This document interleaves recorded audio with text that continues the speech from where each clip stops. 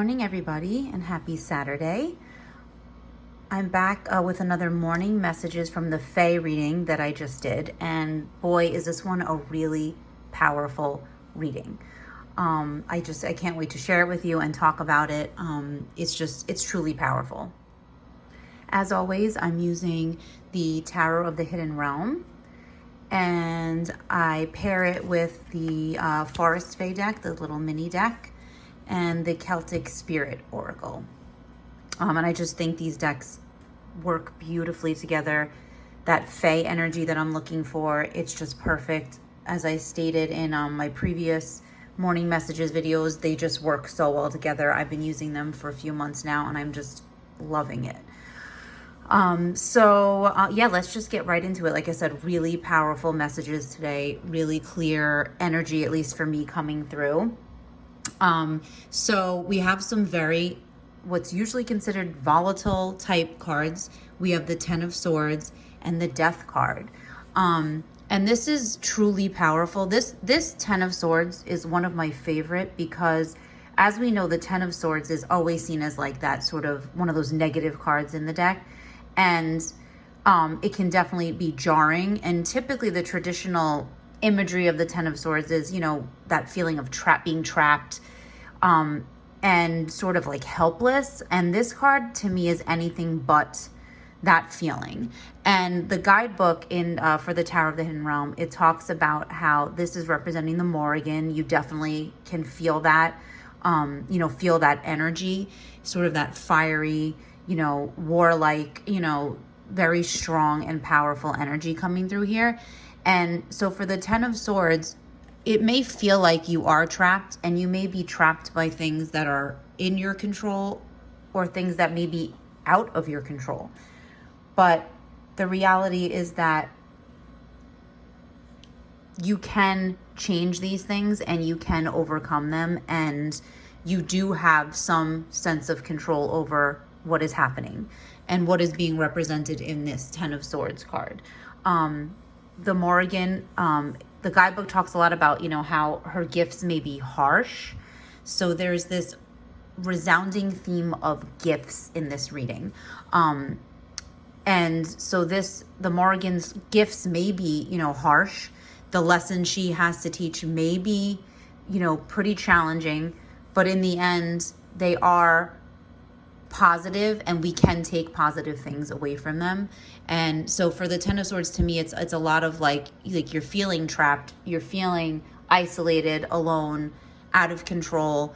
But there are definitely steps you can take to overcome and to change. And the Morrigan sort of has that fiery, warlike energy of like battling.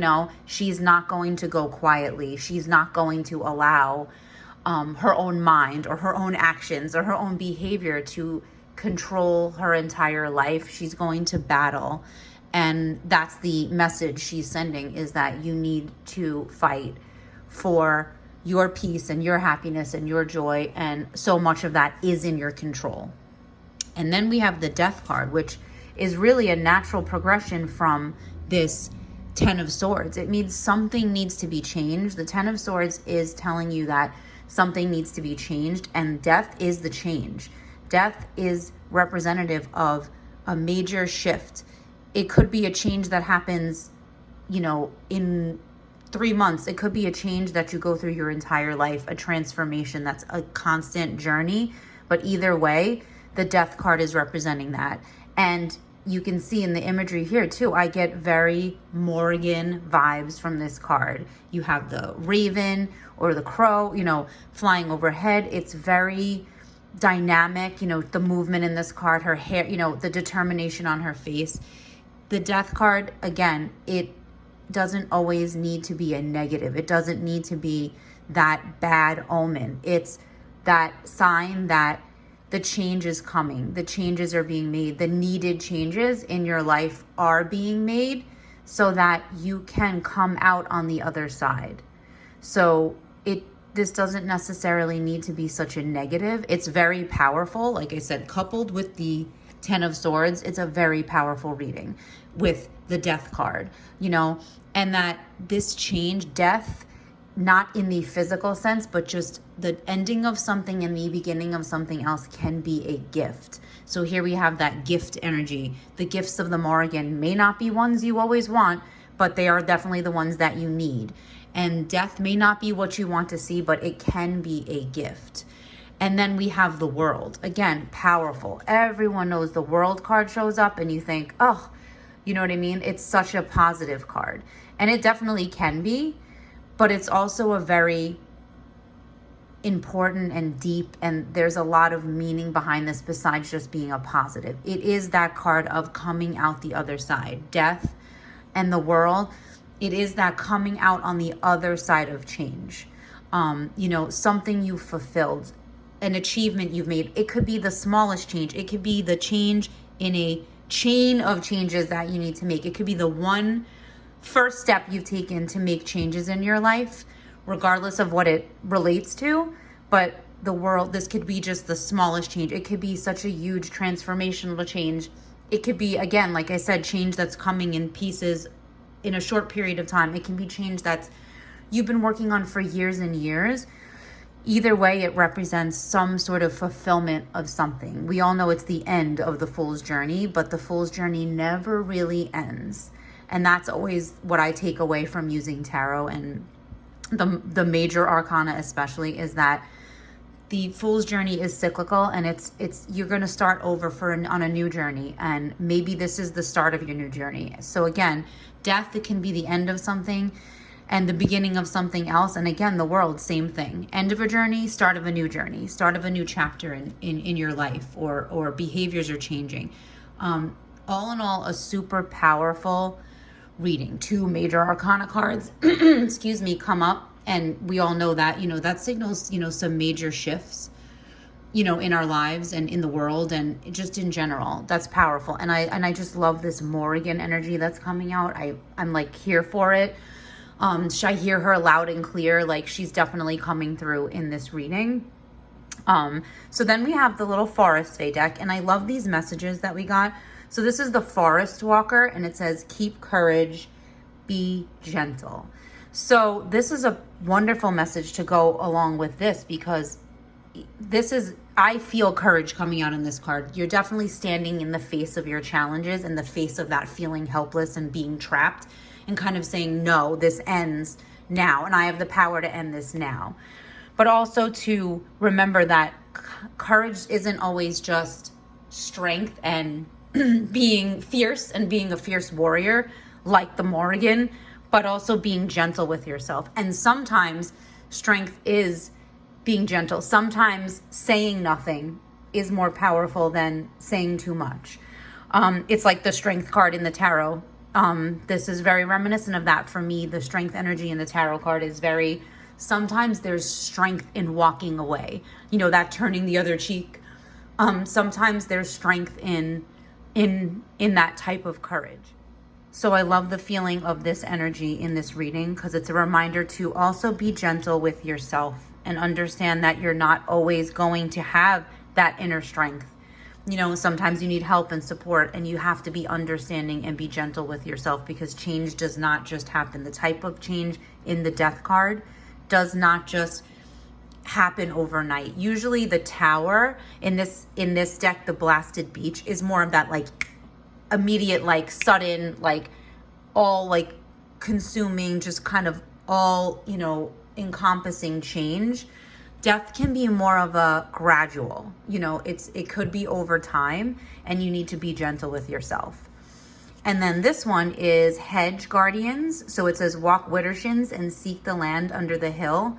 So this message really is telling us to seek those guardians, whether they be the Fae, whether they be goddess energy, divine feminine energy like the Morrigan, elementals, whatever you connect with, your guides, spirit guides, angels, like whatever you connect with, or your ancestors, people who've passed. Like it doesn't need to relate to your spiritual practice as much as just seeking guidance from the universe. And so this, the land under the hill, to me just is very obviously relating to that other world, that underworld, that that liminal world that exists at the same time as ours, but that we can't always see.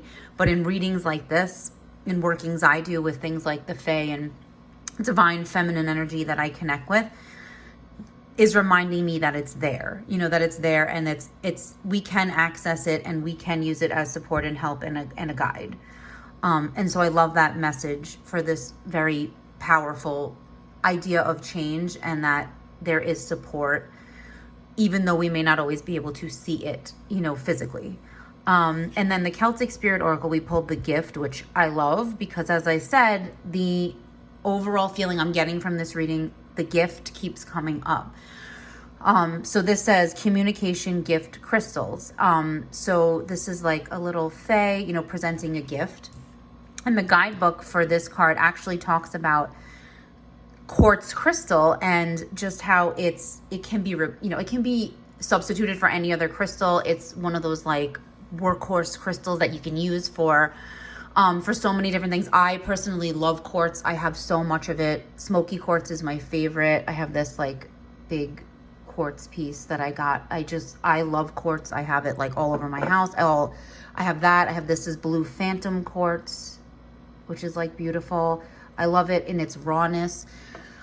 So actually, before I did my reading today, I actually took out this piece of garden quartz and placed it, and held it and kind of like infused it with some energy and the intention of what I was doing, and placed it with my reading. And so that's, another like kind of like the synchronicity is amazing. We get this card gift crystals, and this crystal just sort of reminds me of looking at a fairy forest. So garden quartz is like tourmalated, so it does have other like minerals and rocks included in it. It has inclusions, but it's called gardens quartz because it sort of looks like a forest sometimes. So I just love that this card came up, and I had pulled out this crystal to have during the reading, before I did the reading, and kind of focused, and used it in setting intentions. And I just love that synchronicity, and those messages are clearly coming.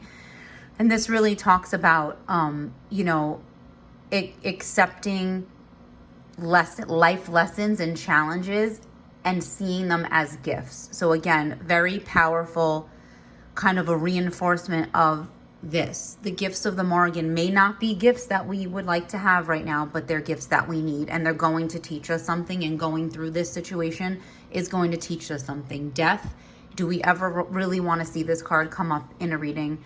Most of us, have that initial like, oh God, the death card, oh my gosh, like the death card, like great, but there's a message there, and it doesn't have to be negative.